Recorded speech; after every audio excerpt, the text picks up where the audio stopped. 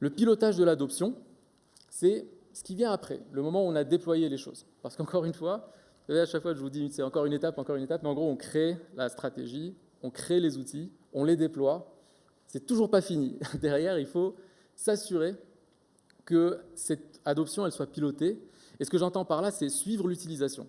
Suivre l'utilisation, documenter, très très important, j'insisterai jamais assez là-dessus. La documentation, c'est pour gérer ce fameux turnover, s'assurer que tout le monde puisse à n'importe quel moment comprendre comment un outil fonctionne.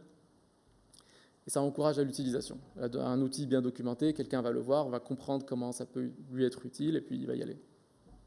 Et enfin, il y a un effort de communication qui est vraiment aussi important à mener. Et ça, c'est un travail qui peut être à temps plein. Et j'insiste là-dessus.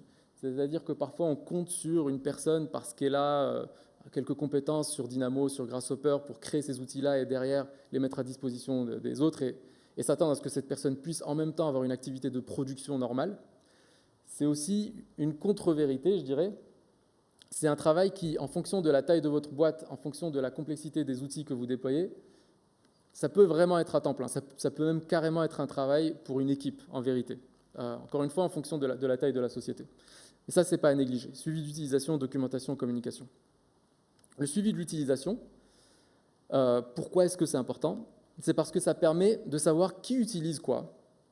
Et ça va vous renseigner sur qui sont les power users ou les super users dans votre boîte, qu'il peut être intéressant de commencer à ramener du côté de la création des outils, parce que c'est des gens qui s'intéressent à ces choses-là, qui peuvent vous donner du feedback constructif, etc. La deuxième raison pour laquelle c'est important de savoir qui utilise quoi, c'est que si un outil n'est pas du tout utilisé par une personne, alors que vous savez pertinemment que ça pourrait lui être utile, il faut aller peut-être lui parler à cette personne et lui communiquer cette information, un petit mail, un petit workshop, ça peut aller vite. Par contre, si vous n'êtes pas au courant que ces gens-là n'utilisent pas ces choses, vous aurez passé du temps à créer un outil, à le déployer, à le documenter. La personne ne l'utilise pas, donc passe son temps à faire quelque chose de super répétitif à la main, tout le monde a perdu son temps. Du coup, vraiment quelque chose à éviter à tout prix.